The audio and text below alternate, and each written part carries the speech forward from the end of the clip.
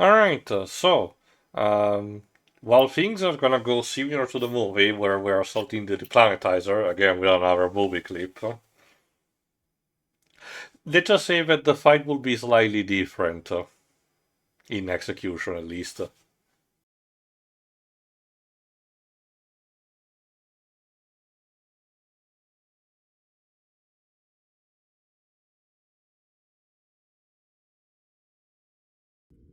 Oh well. Yeah. So, now we're properly apprised with the game, as you can see from the different, slightly different cutscene.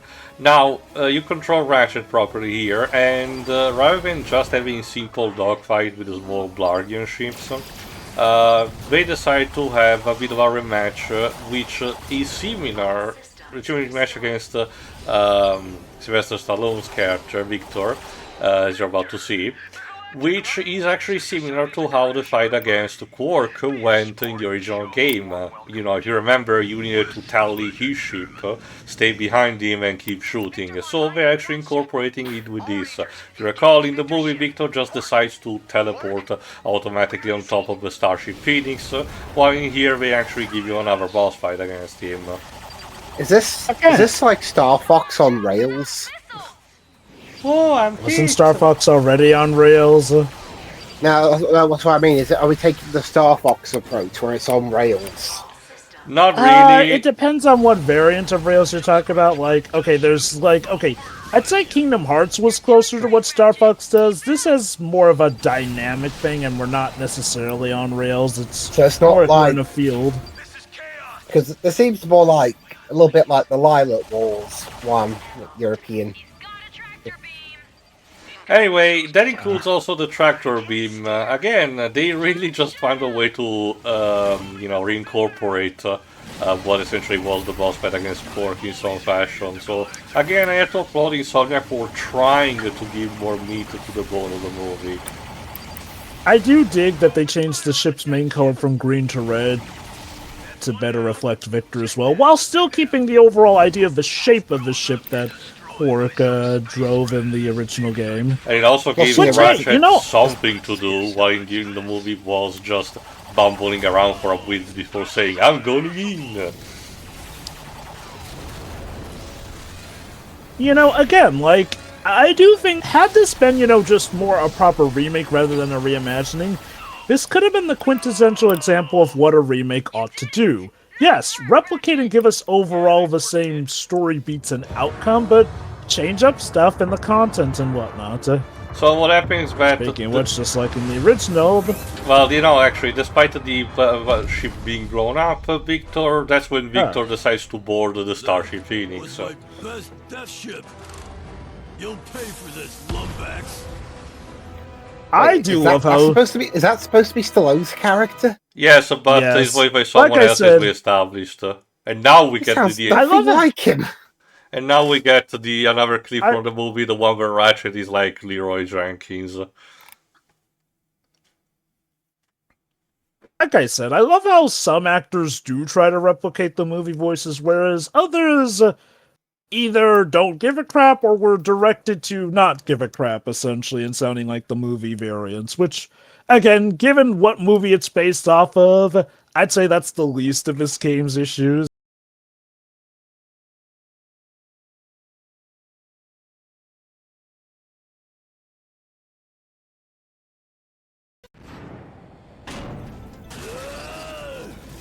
You're not getting away this time. Alright, so if you recall in the movie, Clank will just had a lucky guess and used a Thundersmack to rust away Victor. Now instead we're repeating the chase sequence for the beginning, with the idea, as Clank is actually gonna talk with the other Galactic Ranger, the one with Rosario Dawson, we'll get the idea to activate the sprinklers of the Starship Phoenix, which will basically have the same effect. I get the idea they did because they did not want to have Clank equip a weapon, but they could have just had, and they probably also did not want to have the fight being resolved immediately in a cutscene, so they wanted to have him something to do, which translates into another puzzle section using the Gacha bots. One that I was a bit rusty, pun not intended, into this section because it had been a while since I played the game, because the solution to this puzzle is fairly easy, but probably because I was just binging the recording of this. I mean, at this point, I took way longer than I needed in terms of actually solving this, but don't worry, your time will not really be wasted. In all fairness, while the bots are back for this game, I do feel like their usage is a bit more sparse in this compared to the original Well, game. it's also more limited in general. Like, they give you the cool idea of the gadget bots can be mutated into whatever you please to adapt to a situation, so you need to strategize with what you can do, compared to how the original gave you a determined amount from each type, so you knew already from the get-go what to expect, you know. And I argue it's still a bit better than what, for example, 2 did, where they introduced only one at the beginning, one type at the beginning potentially that was used only for the tutorial and then was never used again because Insomniac forgot to actually, you know, properly code more of that in other sections. Okay. On to the next one. Also, don't worry, you're not actually under a time limit for this, so take it easy. So this is what my life has been reduced to. Throwing robots and making bridges. Yes, sorry, Clank. Well, look at the bright side, Clank. I'm sure you'll get to do more in the sequel. Which one? Divine sequel. Wait for over half a decade and we'll see. And something tells me it won't be much of one. Yeah.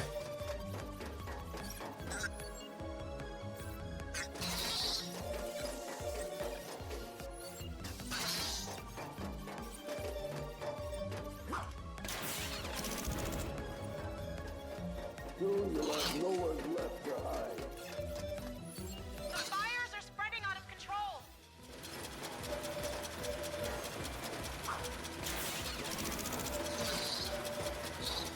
Yeah, no, like, I'm not sure I'd say Ratchet and Clank's fans have it the absolute worst, since at least there's some reassurance that Sony do know the value of the franchise enough that eventually,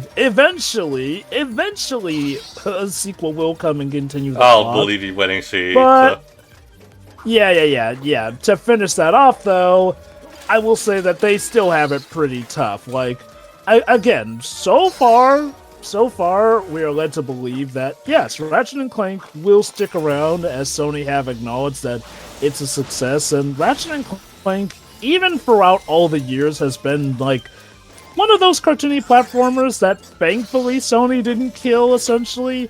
That being said, though, as I've mentioned time and time again, Ratchet & Clank is a victim of how Sony tend to do a lot of their games, ergo, extremely high budget, super detailed, thus taking up tons of time and money to make, essentially, to the point where, yes, it looks like we might legit have only one new Ratchet & Clank game for the PS5 as a generation.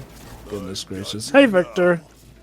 That's also because Okay. of giving the priority, like we mentioned time and time again. There was supposedly that Spider-Man multiplayer focused game that Insomniac was developing, but that had to be cancelled. So for all we know, they were putting a lot of effort into that, and that had to be rerouted because you know, the whole fiasco with you know, multiplayer focused titles.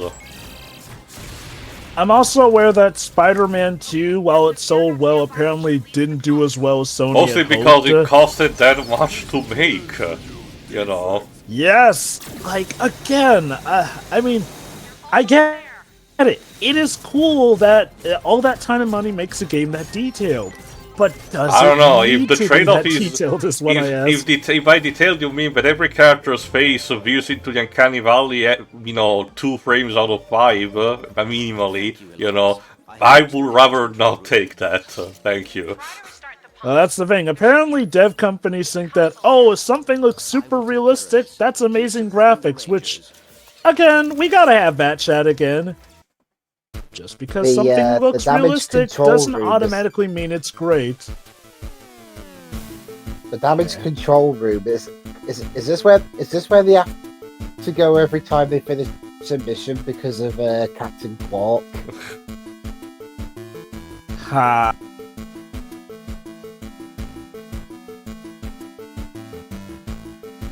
Also, nice What is choice this of music. Still hacking from Nier Automata libs. Again, if it's 8-bit but sounds relatively detailed, because it's that. You have to remember also that I do a bit of theming when it comes to, games that are part of a series that, I decide to put speed up stuff, so... Yeah, it's random with me. Sometimes I keep the theme, sometimes I just like to have a fuck about. Thankfully, you're not the Okay, one like, doing this. you know, it's like, for as much issues as I may have with this game, I'd say this. I'd say graphics that look like this are fine enough. Like, and mind you, I know it wasn't the best circumstances, but this is apparently what Insomniac did with apparently way less time and money than what Rift Apart did. The one again, I trade-off think was... we can settle... The one trade-off again was the animation for the cutscenes where Ratchet is interacting with specific characters, unfortunately.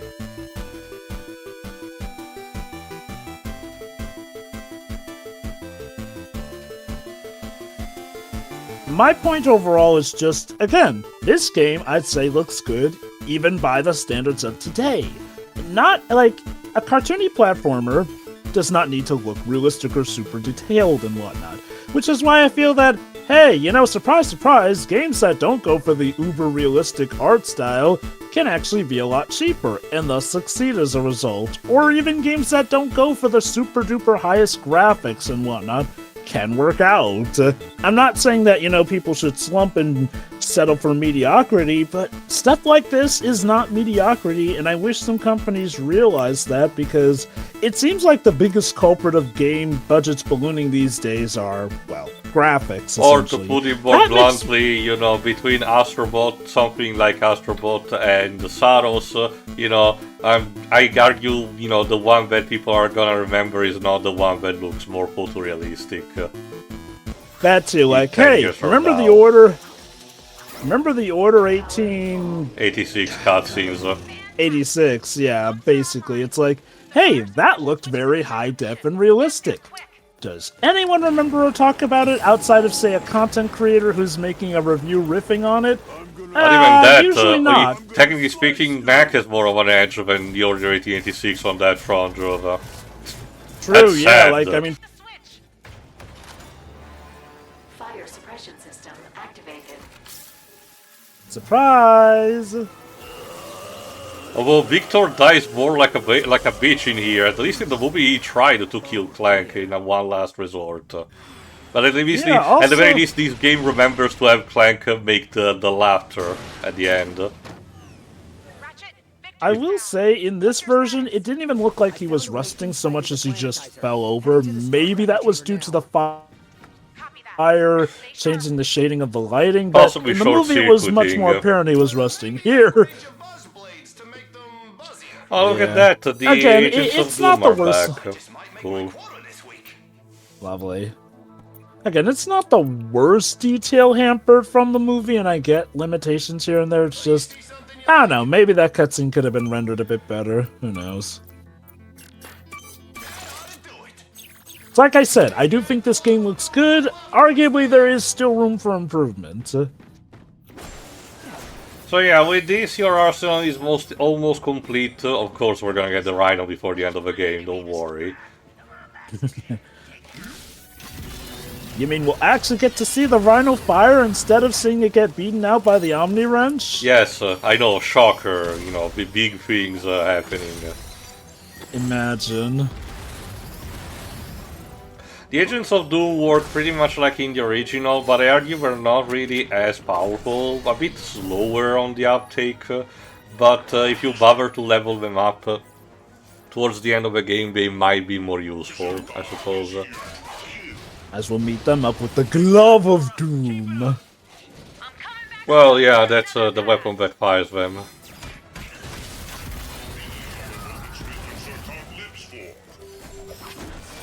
I'm glad to hear, Mr. Zircon. I live for your death. Also, Mr. Zircon, are you still okay with the fact that we kind of killed your wife earlier? I beat my wife, Ratchet. Mr. Zircon demanded a divorce. A divorce of pain. Well, how did that affect the children, then? Poor Zircon Jr. Zircon Jr. has his own methods of coping. He kills. Runs in the family. Have you ever seen the movie War of the Roses, I believe so? No, I haven't. It's actually a black comedy, technically, because it's, while it's pretty a lot for laugh, it's still about a bit of a tragedy. And to put it bluntly, the character that you know has it for the better in that movie is the lawyer, which is played by Danny DeVito. But otherwise, it does talk about that type of story, you know, a divorce that doesn't end particularly well. Oh. Interesting.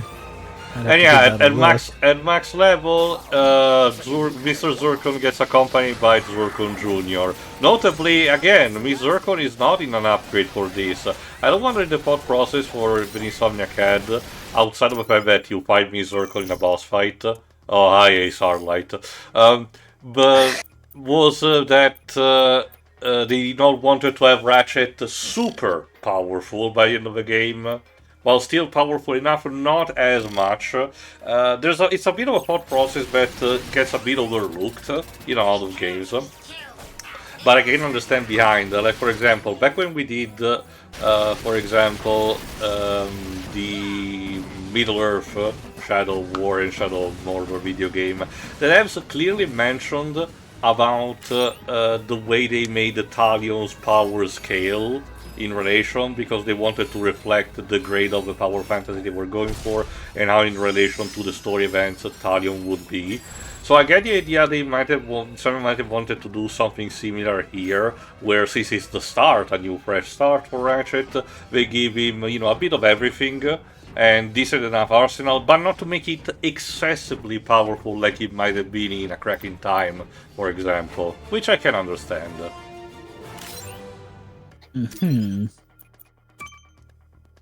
Like I said for the cards, don't worry, that's what the extra part is for. Like I said, the fact that they gave you the option to convert duplicates into, you know, missing cards that you don't have. Oh, hi, Glimamzox. Helps you with completing your collection fairly easy, although you probably will still finish it by the time you're in challenge mode.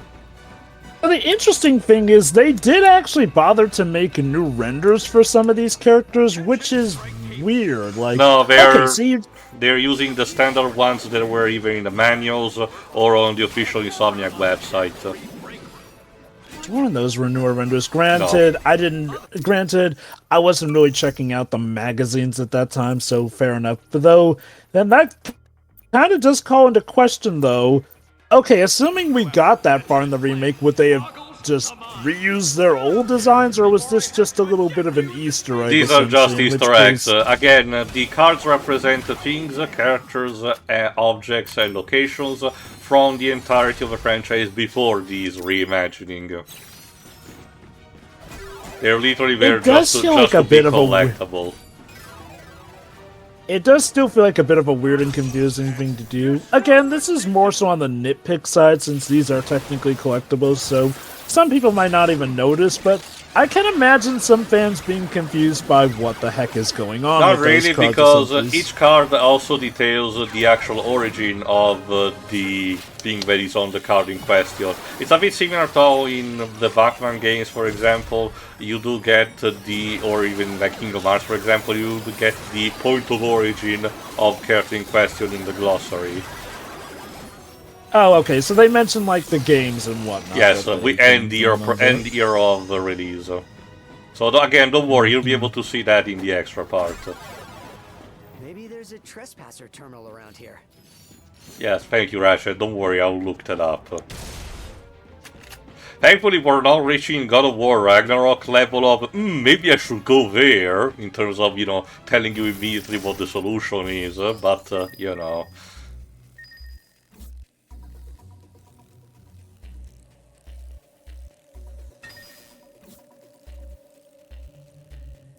There you go. Okay, doors open. Ratchet, have you located Captain Cork? Not yet. Hope he's okay. Just keep looking. I'm sure he's Gotta be on the fine. ship somewhere. Okay, since this is a video game, I'm gonna guess that, like, you know, Ratchet's gonna find out that Quark betrayed them, and we're gonna have that whole stint where he gets shot off, but mercifully, it'll be dealt with, like, in the span of a few seconds, because, again, video game. Again, we'll Unless, see. God forbid, they put in a whole level of us having to play as Ratchet back on his own world. Okay, to be fair, no, Joe, but Anyway. this is not, you know, something like The Last of Us. But Jova, it's about immersion, don't you know? Who cares if you kill completely the replayability? You need to be immersed. Because that's what games are for now, just one single try. No wonder people just want to see how playthroughs are on YouTube instead. What I love is how out of touch people are, essentially.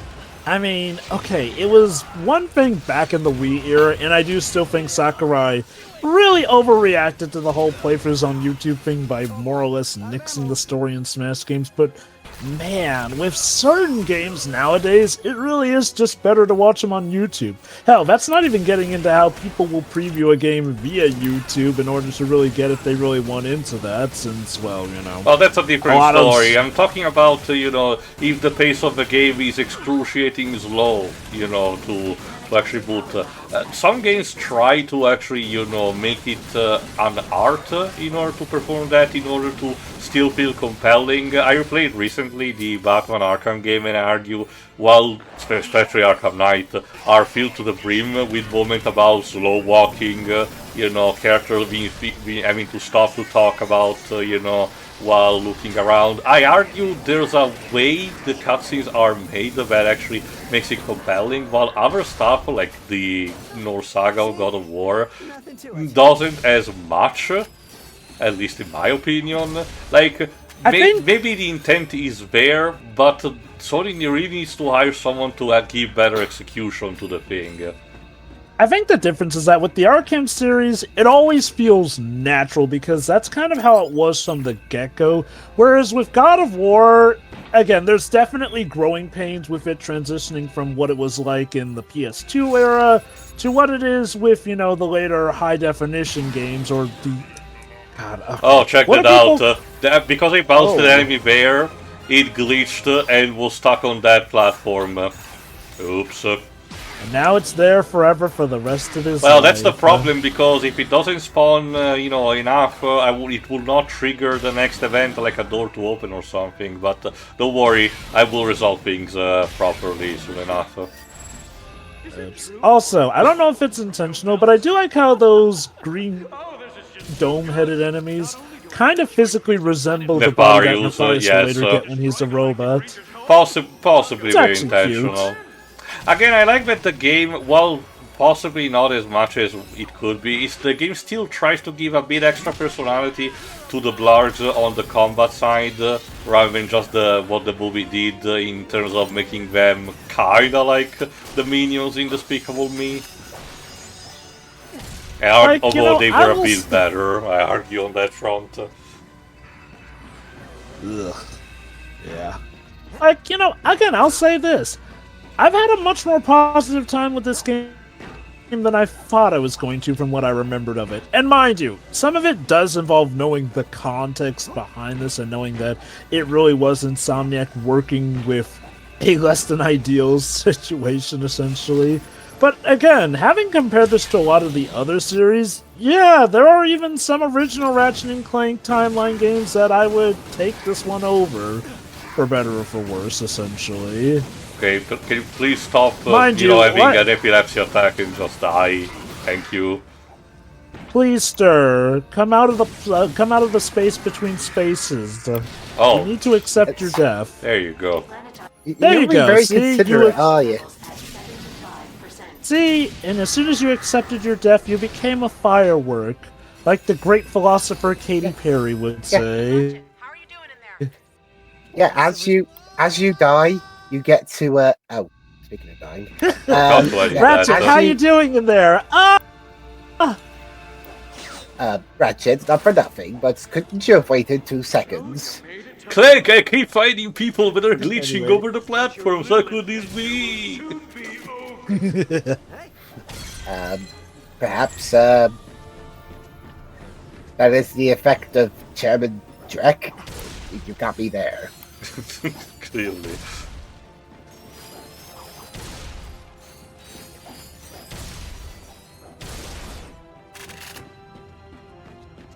These must be the planet's Drek You do get also, by the way, skill point or achievement, I forgot, if you manage to destroy all the globes which represent different planets here. You do need a high caliber weapon like the Warmonger.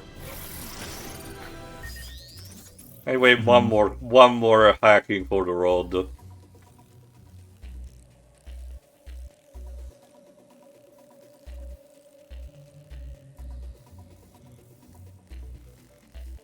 One thing that I didn't talk about is that about the hacking tool is that on Battaglia you got an upgrade on it which allows you to turn on and off any ring that you want, which adds a layer of strategy because sometimes it's better to have one or multiple turned off for beams to pass by, but sometimes you need them to be turned on because otherwise you cannot hit all the connectors, so you know, it helps around.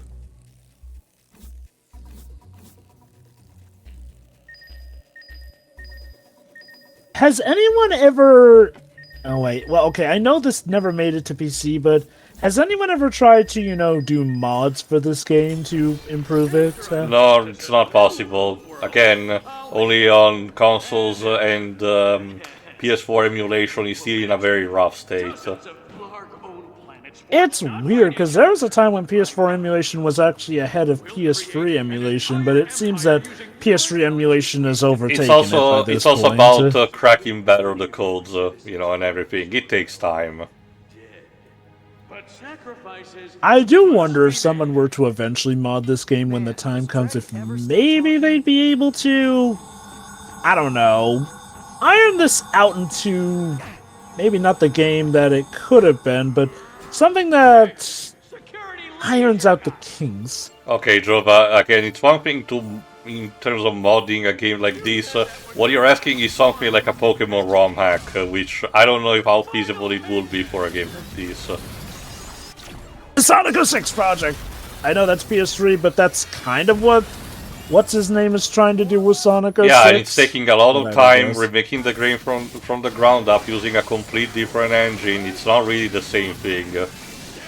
Oh, I do understand that it would take a while, but, you know, I will admit, though, in hindsight, I don't even know if people will really care that much by that point. Again, don't get me wrong, this game's better than I remember it being, but once again, at the end of the day, if I were to really posit if I really need to play this, I'd say, well, I've got the original game, and as far as we know, this game's continuity is technically still a thing in the Great Cosmos, but not really crucial to, like, where things are going, as far as we know with Rift Apart.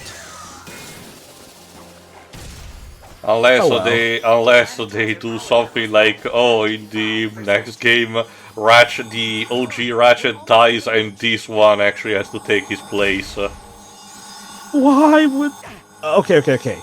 You know what? The sad thing is, I do Java. know some teams that are stupid enough to Yeah, do that, but my golf question ma- would go- be, golf maze, why? Just saying. Oh, and again, I ask, why? Like, and the thing is, again, this version of Ratchet doesn't even have that many fans. I mean, sure, he's nothing terrible or offensive, but He's I mean- he's literally a car. You might as well. No, actually, not even the cardboard. You know, one weapon that was in the original game that did not return is actually the decoy. You know, the decoy one that pulls up an Yeah. inflatable Ratchet. That's this Ratchet here. It's the inflatable decoy that's T-posing for asserting dominance. There you go.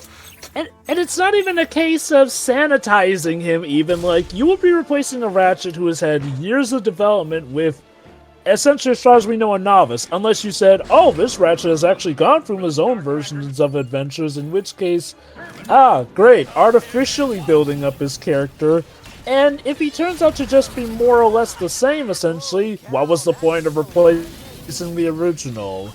You hear that, Terminator Salvage? Yeah, I mean, Terminator Dark Fate.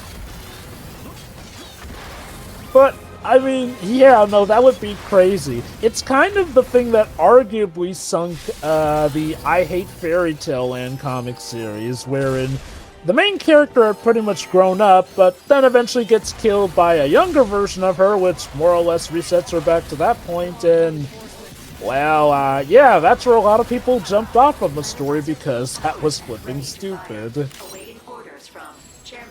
I don't know anything about that.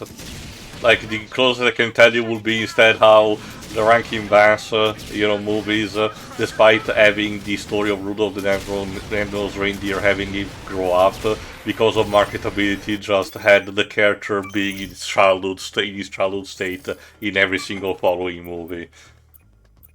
Poor Rudolph isn't allowed to grow up. Even the sequel that came out years later. It's like a similar case with Bambi and Simba, although, okay, at least Simba is granted his adult form a good chunk of the time, especially since, kind of needs his adult form to be a better fighter for certain things. Poor Bambi, though, seems to be more so remembered more for his child form, and like, I get it, iconic, but can we not give the forms where these guys actually got more stuff done, better recognition? I mean, I guess, to be fair, Bambi now has Bambi 2, one of the actually apparently good Disney sequels, which let him do more. I still want that maxi cut of an intersperse Bambi 2 in the middle of Bambi 1 to have a big movie. It wouldn't be that much long to begin with because the original Bambi was like, what? Slightly more than an hour? So... That would be interesting to actually make maxi cuts. And again, there were some good Disney sequels which turned out to be kind of interquels, which actually turned out to be good.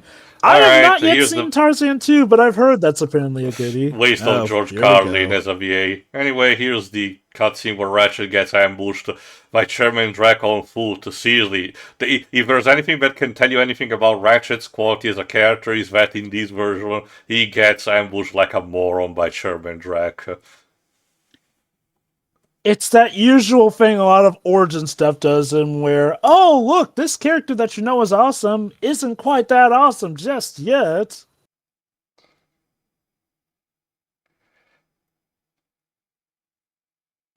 Is this Paul Giamatti, or is this Eric Bauza redubbing? Because, no, if it's a clip from the movie, it has the voice actors from the movie. So they definitely don't do any dubbing over cutscenes. No, they did only for the non-English speaking European countries, like mine. For consistency's sake. Cool, yeah.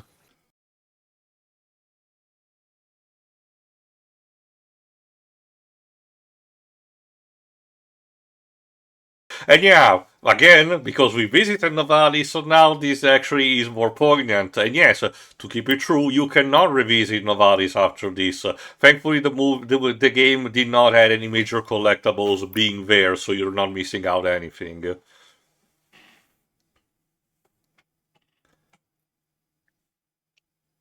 Eat your heart out, Alderaan. So, what happened next? Yeah.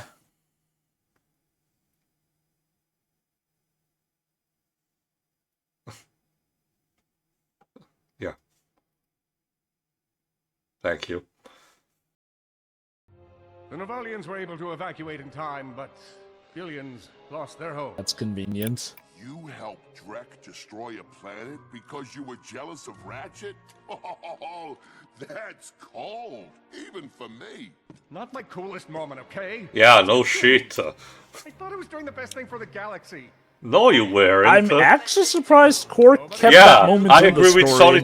I agree with Solitary Bill with this. Ratchet ended up drifting in deep space for like weeks until he finally managed to assemble a drive. I don't remember that happening in the movie. Never happened. In reality. So yeah, unfortunately, we still do the thing where Ratchet returned to Veldin.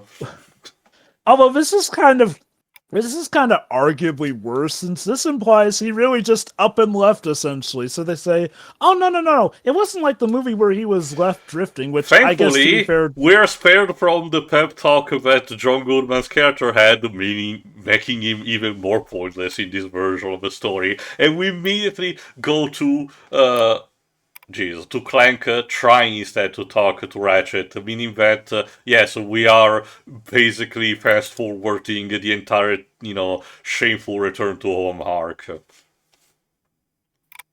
But yeah, I do like how they emphasize heavily here that, don't worry, Nivalis was evacuated. Oh, even in the movie they said that. Kind of missed that in the movie, but yeah, it seems like here it's more emphasized on. Again, since this is a story being told from Quark's perspective, I guess I can respect that he did not try to embellish the truth about the fact that, yeah, he kind of betrayed an entire planet, which really does emphasize why he belongs in jail unlike for, in the at movie, the very least, a few years. Unlike in the movie, where the Rangers have the pep talk and then immediately go against the Deplanetizer again, in here they give you time to check up the collectibles. You need to go to one more planet, the only other one returning from the original game remaining, the one with the Gadgetron, headquarters. I love how that last bit of dialogue was conveniently over a black screen. ADR. He wants the system destroyed under the Rangers' watch. I love it. They deduce the that whole in thing is ADR. I love how they deduce right there off the bat that Drek ain't even the main villain. Nefarious has been doing it, even though Ratchet and Clank haven't even met Nefarious yet. So yeah, technically that's where we can go to Calibo 3, which we're gonna do in the next part, technically. Again, the last major planet returning from the original, which honestly makes sense considering the stuff that you had to do there. Anyway, see you for the next part. God. Hey. See ya.